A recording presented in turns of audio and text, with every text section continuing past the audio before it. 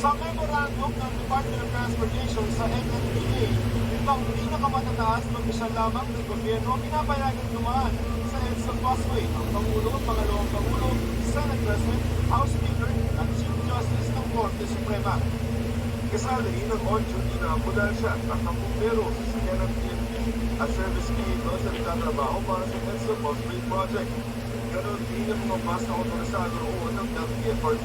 Makikipag-usap ulit ang PNP at DOTR para pag-usapan na baka sakaling magkaroon ng waiver ng mga emergency unit na nag-respond din upang mapagbigyan ng pagkagamot as long as merong mga uniform personnel. Sinusubukan din namin makuha ang pahayag ng Transportation Department na analisin natin ang isain ng pagpigil at pagsabukin ng operasyon ay para masiguro walang pagkapuso na gaganap.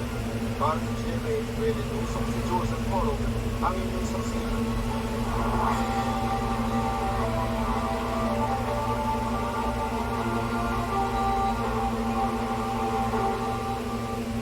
Daragdagan pa ang mga nakalistang red areas of concern dahil sa maraming insidente ng karahasan ayon sa Comelec. Nangharap naman sa panibagong disqualification petition si senatorial candidate Erwin Tulfo. Saksi si Sara Hinab. Dalawa na ang disqualification petition laban kay senatorial candidate Erwin Tulfo. Ang ikalawang petisyon inihain ni Berteni Catalonia Cosi, Grass Free Philippines Foundation Inc. at Justado Pilar Calonge. Kabilang sa mga basehang inilatag sa petisyon ang pagkakonvict ni Tulfo dahil sa 4 counts of libel na isa raw kaso ng moral turpitude o kasalanang labag sa tanggap ng standard ng lipunan. Sa petisyon, kinuwestiyon din ang pagka-Filipino citizen ni Tulfo. Gayon din ang pagiging bahagian nila ni Tulfo ng political dynasty. Sa isang payag, sinabi ni Tulfo na hindi pa natatanggap ng kanyang kampo ang kopya ng petisyon. Pero handa raw niya sa ng kasong ininain ni Kausing na dati na raw tinanggalan ng lisensya bilang abogado at tinigtalang nuisance candidate sa senatorial race. Iginagalang daw ni Tulfo ang karapatan ng mga nagsampa ng reklamo at pinangubaya sa Comelec ang paghusga. Kasama rin ang Filipino citizenship ni Tulfo at issue ng political dynasty. Sa ipunto, sa naunang disqualification petition laban sa kanya at iba pa niyang kaanak. At sabi noon ni Tulfo, wala pang batas para i-define ang tinutukoy na political dynasty na ipinagbabawal sa 1957 Constitution. Samantala ayon sa Comelec, madaragdagan pa ang naunang 38 areas of concern na tutukoy nilang nasa red category. Napansin daw kasi ng Comelec na may pagtaas sa bilang ng karahasan partikular sa Cotabato City at Maguindanao habang papalapit ang eleksyon. Meron po mga ilan ng mga nakakarang araw, nakabarangay officials at may mga kandidato rin na nakapagod o tatampangan. Meron din po na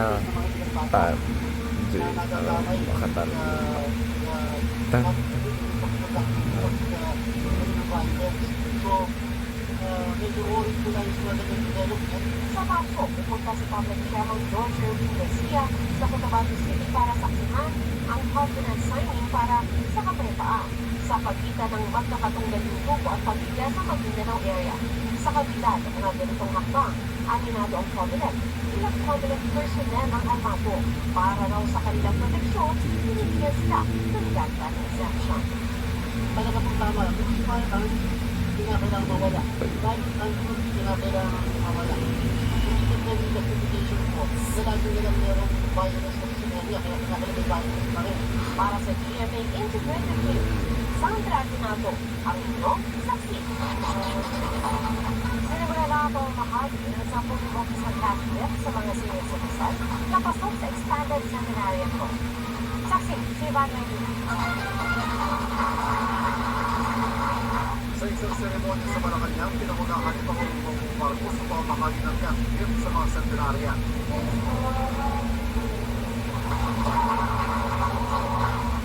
Silang nag-iwanan ng Pilipinas sa sandaan at isang taong na kabilang sa mga binigyan ng 100,000 pesos. So, I really appreciate it very much. Ako marami po gagamitan niya. Hindi ako sa rami. Pero I really say it. Nakatanggap naman ang 10,000 pesos sa may 85, 70 at 75. Alinsunod sa Expanded Centenarians Act of 2024 na niligtaan ng Pangulo noong nakaraang taon. Huwag natin makakalimutan ang ating mga nakakatanda. Pagkaman natin ang ating pagmamahal at pagkita na ipinagmamalaki natin sila dahil sa kanilang mga naibahagi sa ating Nagsimula na rin ang payout sa ibang bahagi ng bansa para sa mga kwalipikadong senior citizen. Ayon sa National Commission of Senior Citizens, maaaring i-download ang application form sa website ng NCSC o mag-ipagtayan sa Office for Senior Citizens Affairs o Local Social Welfare and Development Offices sa inyong lugar. Maaaring sumiti ang application form at ang ilang mga dokumento sa opisina ng OSCA o LSWDO 4 hanggang 6 na buwan bago ang kaarawan ng beneficiaryo.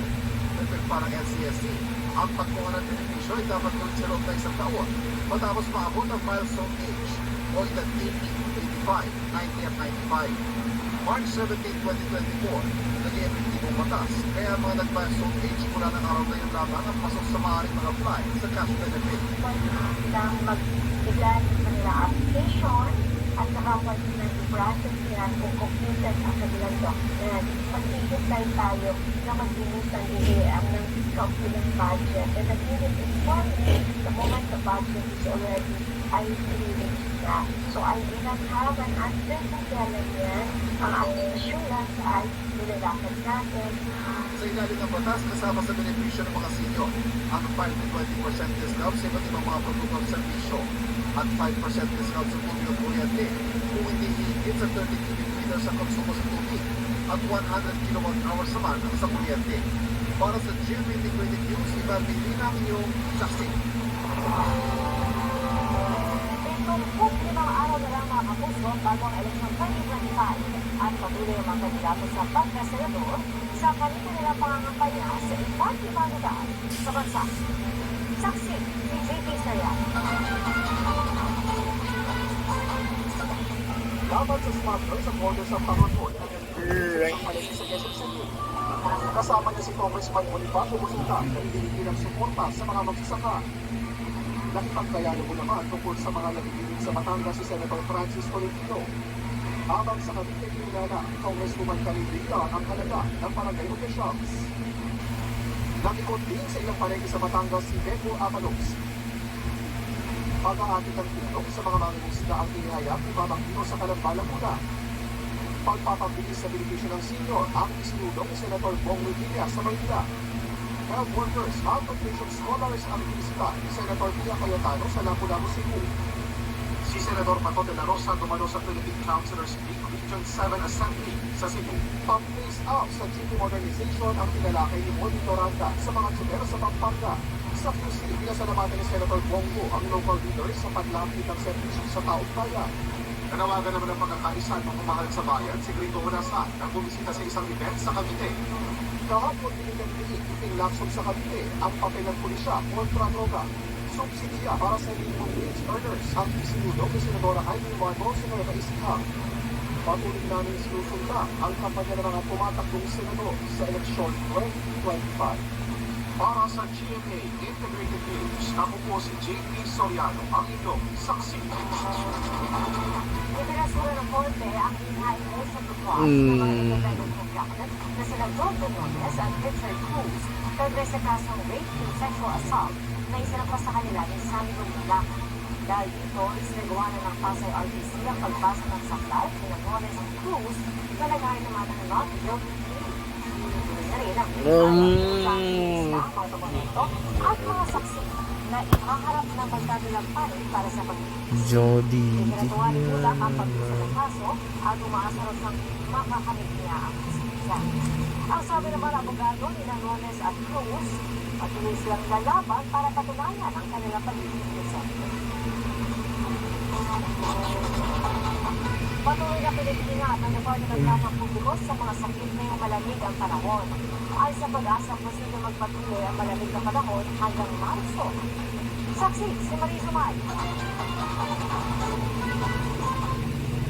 Inabutan natin nag-relax ang magkakaibangan na senior citizen na sila Nanay Aurora at Nanay Marisa. Dinanakam daw nila ang preskong hangin sa hapon. Pero paggabi, iniinda naman daw nila ang lamig ng panahon at kung ano-ano ang sakit na nararamdaman, lalo't may mga comorbidity pa sila. Ang bago. Pag malamig, yun, maano mo yung birukan ko. Ayon sa Pag-asa, umiilan pa rin ang hangin amihan. We're looking at possibly yung first and second week of March, so baka mag-extend pa ng alternate week of March. Pagamat noong Enero pa raw na itala ang pinakamababang temperatura mula nang ideklara ang amihan noong Nobyembre, maginaw pa rin sa Trinidad del Valle na nagtala ng temperaturang 14.5 degrees Celsius kanina, habang 23 degrees Celsius naman sa Science Garden, Quezon City. Kaya ang DOH pinag-iingat ang publiko sa iba't ibang mga sakit tuwing malamig ang panahon, gaya ng sipon, ubo, trangkaso, at iba pang influenza-like illnesses.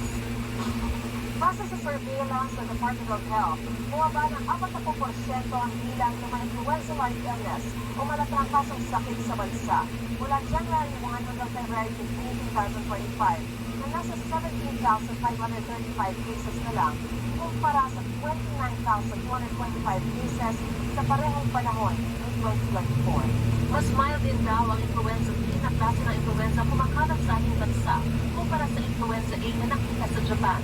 Pero dahil libo-libo pa rin ang may sakit, payo ng DOH, With lots of fruits and vegetables with vitamin C. Eat the season, keep yourself healthy and fit.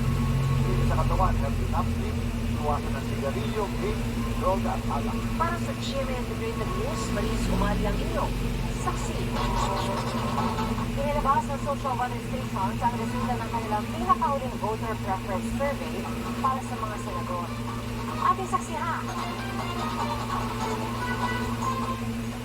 Sa social weather station survey na kinomisyon ng Strat-based consultancy, isang advisory at research consultancy group, lumabas na kasama sa top 12 na posibleng mananalo sa eleksyon 2025, sina Congressman Erwin Tulfo, Senator Bongo at Tito Lapid, dating Senate President Tito Soto, broadcaster na si Ben Tulfo, Senator Ramon Congrevilla at Pia Cayetano, dating Senador Pete Lacson, Senator Bato de la Rosa, dating Senador Manny Pacquiao, Makati City Mayor Abby Binay, at TV host na si Willie Revillame. Isinagawa ang Strat-based SWS February 2025 National Survey noong February 15 hanggang 19, 2025. Ginawa ang survey bago ilabas ng COMELEC ang Resolution 11117 na naglalatag ng karagdagang alituntunin para mas mamantayan ang mga survey at mga nasa likod nito. Kaya ayon sa COMELEC, hindi raw sakop ang survey ng bagong mga alituntunin. Ginawa ang survey sa pamamagitan ng face-to-face interviews sa 1,800 registered voters sa buong bansa. Mayroon itong plus, minus 2 or 31% na error margin. Para sa GMA Integrated News, ako si Tina Panganiban Perez, ang inyong saksi. Susunod na, tumigang ng pamamaril sa sakay na SUV sa Cotabato City. At asa sa Negros Occidental, 5 beses pinano. Magbabalik ka!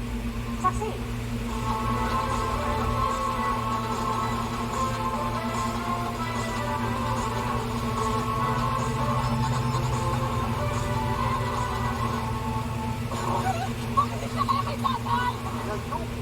Sabi mo, pag-usap ako sa'yo, sasaulin ko ang ikaw, mapakadaksa.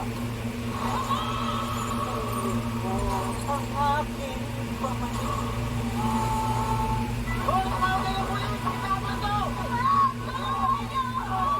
Nakakahawa talaga yung mga taong nagtatansin ko sa'yo. Kung hindi, makuha siya ng natin yung mga mali sa board. Ano ba yung tanong mo?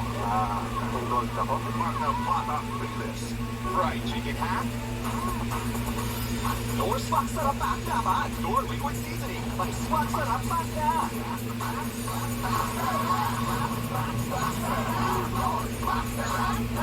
6 pesos lang. Everyday bumubuhag hats? Hindi ka kasi nag-conditioner. Creamfrog Vitamin Boost Conditioners has 10 times more vitamins for up to 10 times straighter hair that gets more beautiful every day. Creamfrog now 30% more. Kahit nagpas ka na sa kalendaryo, marami ka pang gusto ko sa buhay. Mag-air, out of class na. Don't be katawan at suspension nutrients na tama sa edad mo. Tulong para tuloy ang tibay. Bear Brand Alo Plus. Nasa Colby.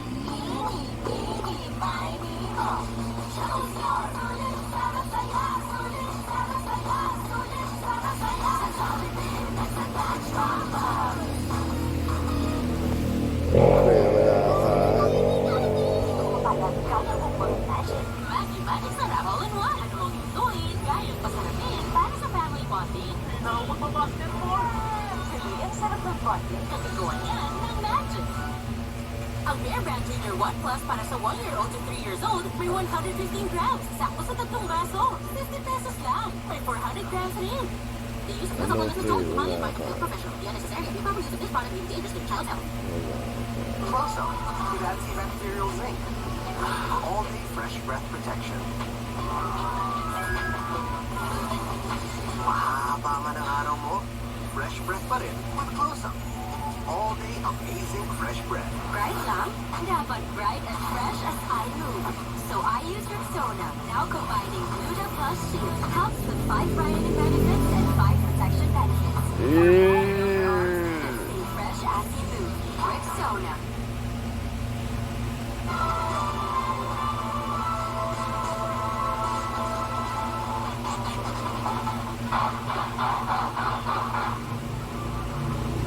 Nagpulasan ng mga habang-habang driver sa tabi ng kalsada nang magpaulan ng bala dalawang sakay ng motorsiklo sa Cotabato City. Ang target pala nila ang ikalawang puting SUV na makikita sa CCTV video. Sa isa pang video, makikita ang pagsaklolo naman ng ilang saksi sa binaril ng driver na isang engineer at guro sa kolehiyo. Nagdala pa siya sa ospital pero pinawian ang buhay sa launan. May pabuya ang sinumang makapagtuturo sa kinaroroonan ng mga gunman. Tuloy ang investigasyon. Limang tama ng improvised na pana ang tinamo ng isang aso sa Musa Negros Occidental. Ayon sa may-ari ng aso, nangihina ang kanilang alagang si TikTok nang matagpuan noong Lunes. May alam rin nakatali sa liling ng aso. Isang residente ang naawa at nag-post ng sitwasyon ito sa social media kaya nakaabot sa animal welfare group na tumulong para maipagapit ito. Nagbayarihan din online ang animal rights advocates para makikipon ng pagpa-opera sa aso. Ayon sa mga polis, posible napagkita ng aso. Nag-alok na ng pabuyang aabot sa 235,000 pesos.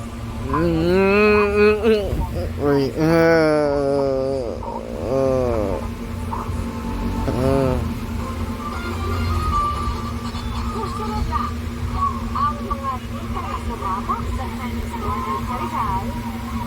Modern na ba? Wala. Magpabalik ka! Saksi! Madami at magbukas muli ang bahay ni Kuya. Sila ang mga magkakasama natin. Ang Rexa Ilaka, Eman Canteros Francisco, Kim Chu, Bianca Gonzalez. At may mga bago silang makakatola ang Kapuso, in Girl ni Kuya. Abby Garcia, ang Roya Kapuso, Opa ni Kuya. Abby Legaspi, win together as one. Big Brother, Celebrity Collab Edition, yung March 9 na. Dad Connect Dishes Special with Ladies' Choice, the #1 mayo with best quality ingredients, 100% farm fresh egg. Wow! Yes! Special Ladies' Choice. Right, chicken hat? Nor Swak Sarap Baka ba? Nor Liquid Seasoning. May Swak Sarap Baka.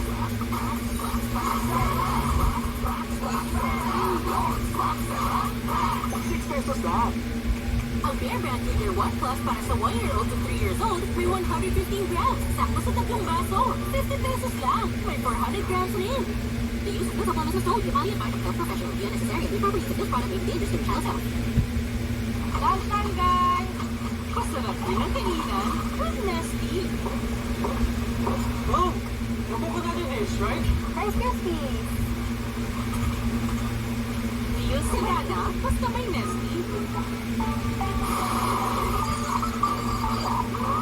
May panabong! Mas pinamaibo! Milkier! Taste new, more delicious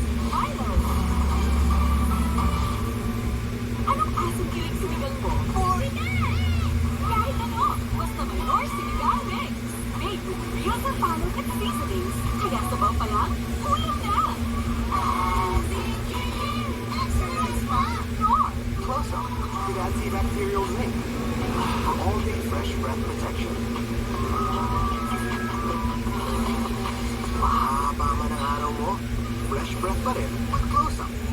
All-day amazing fresh breath.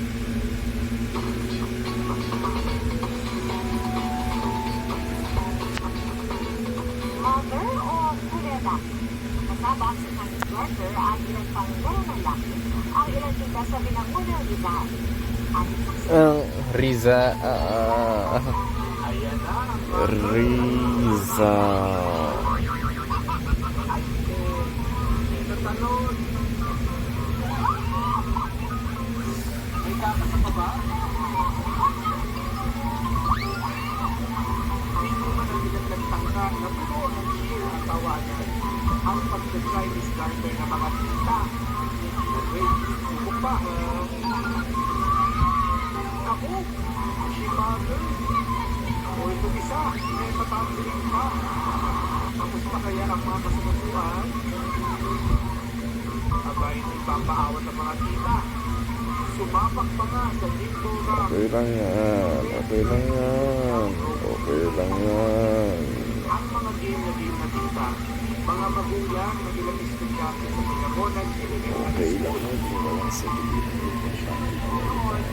ay brother sa pagkiko sa kanilang class, ang mga laro ng lagi, o yung mga kinalakihan, pagpawi sa mga batang Pinoy. Inimbitahan niyang sumali yung mga magulang para mas puro dito sa mga bata. Saktong pang-banding na rin, diba? Kasama ang mga anak nila.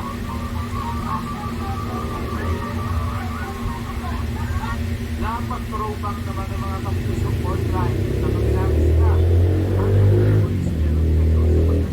Chinese garden, ang isang netizen na subukang tumambli at maglaro sa balay na kalsada, may isang nasusumba dahil sa laro, at ang isang netizen kumantirin ng mataas kaya nadulas ang isang paa. Ang isa naman na tinukulela noon at ayaw kang nakapit sa laro, habang ang isa pa nasubong maging mother. Tinutunin na best players sa isang team, pero hindi na lang makaligtas na yun. Kwento ng isa pang netizen, lagi siya napupulitan ng shorts. Kaya buti na lang mananali ang kanyang lola at mama. Ang mga estudyante ni Teacher ID naglalaro din sa race at tumpang preso. Sa pagkatuto ng mga laro, natutunan din ng mga bata at tulong Pinoy. Malaking tulong din daw ito na mabawasan ang paggamit ng gadget. Napapalakas din ang kanilang katawan sa sabay ng pagkatuto ng disiplina at pag-ibisa ng buha sa iba. Ito na rin ang pa-homework ng Teacher. Kaya teacher, you mother. Para sa GM Integrated o si Mike Salazar, ang inyong saksi. Bago sa saksi, pinaghahandaan ng Senate President Escudero ang mga opisina ng Senado para sa impeachment trial ni Vice President Sara Duterte. Sa direktiba ni Escudero, inatasan ng Senate Secretary bilang clerk of court at sunod sa rules of procedure on impeachment trial. Inatasan din ang Senate Legal Counsel na tumayo bilang deputy clerk kung saan mandato nito na mag-draft at maghanda ng mga legal na dokumento gaya ng disiplina. Trabaho naman ng Senate Sergeant at Arms na maghain ng summons, subpoenas at iba pang legal processes sa utos ng presiding officer o ng clerk of the court. Salamat po sa inyong pagsaksi. Ako si PR Tablet. Para sa mas malaking lingkod at sa mas malawak na paglilingkod sa bayan. Nasa GMA Integrated News, ang News Authority ng Pilipinas. Hanggang bukas, sama-sama po tayong paglilingkod. Saksi!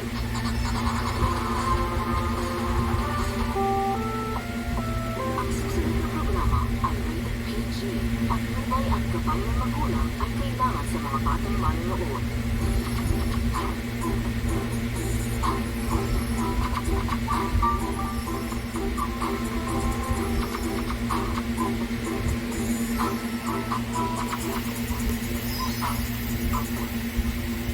Ganito na. Kung hindi ka magagawa ang 50% increase na pinangako, pinapangako mong gagawa mo ng disciplinary action.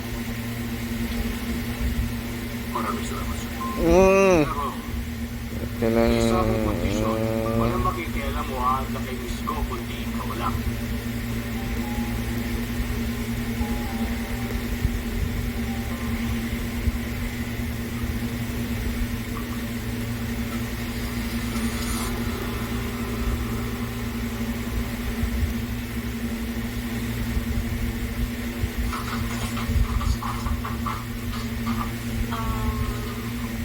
Director, gagawin ko namin na ako ng presentation.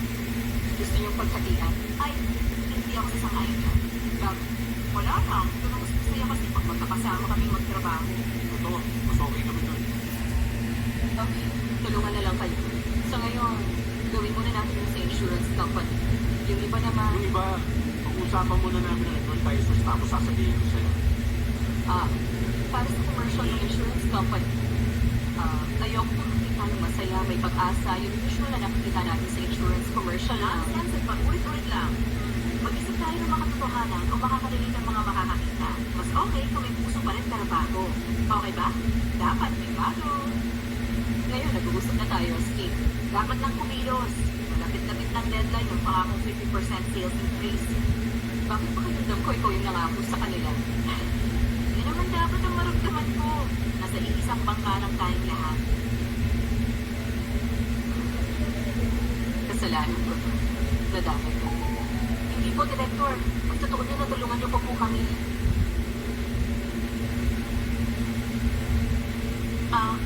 Director ko, bale, ano lang po kasi, may gusto lang po sana akong itanong sa inyo. Ano? Ngayong araw, pwede na ba tayong kumain ng maayos? Oo. Luluto pag dalawa yung kayo, di ba?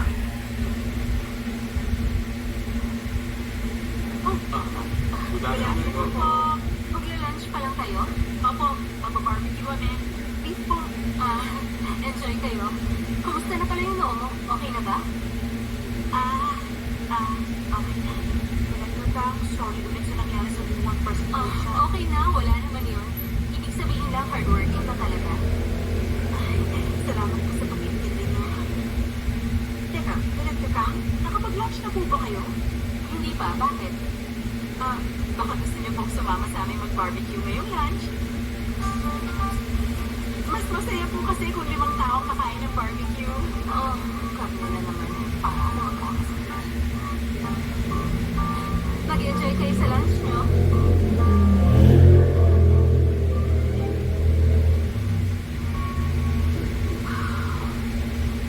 Grabe. Kapatid mo siya. Bakit kakaiba? Sabi niya magkakasakit siya. Pag mayaman, nagkakasakit sa beef o baka sawa na sila. Actually, paano mas nakaiba ka? Bakit ako naiiba? Kaya mo sa director lang. Ano bang trip mo? Bakit? Tingin mo komportable siya magkasama tayo. Nakakailang ba tayo? Mayaman kasi siya. Ano bang nakakailang nakasama tayo? Mas masaya nga yung sama-sama. Alam niyo kung sino mas maiilang kapag kumain tayo ng barbecue? Sino naman? Yung tao na mas malakas kumain sa akin. Sabi niyo gusto niya nung kasama. Oo, pero huwag ka nang boss ang nangyayari. Alam ko na. May isa pa nga. Nasa team.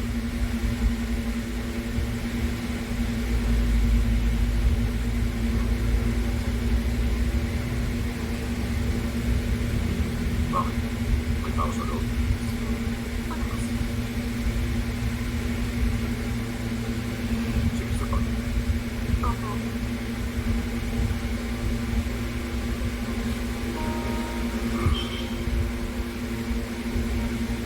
Okay.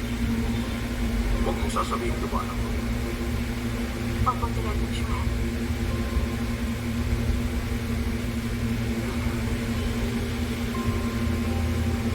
Kung ako si Angel kay Jana, malaking tulong sa akin.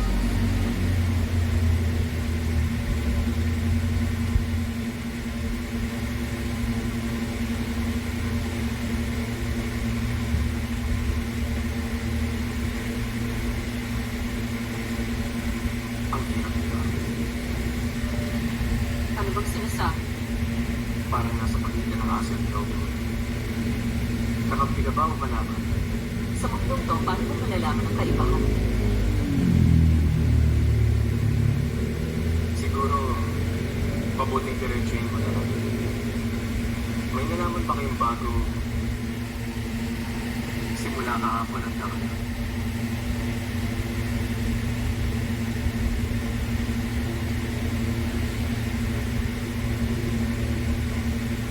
Mr. Park, napakaraming beses mo na ako tinutulungan. Mali kong magsisinungaling ako sa'yo. Alam kong pumunta kayo sa district office.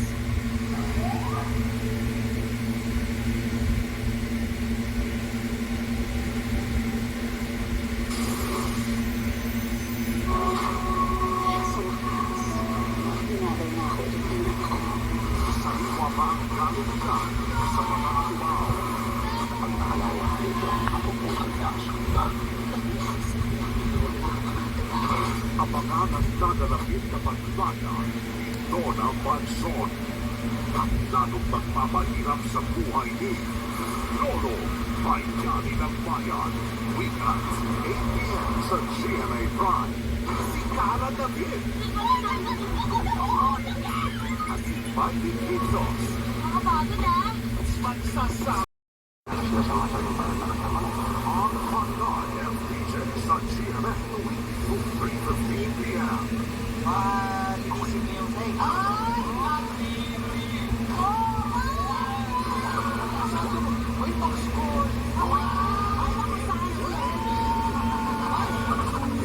It's showtime!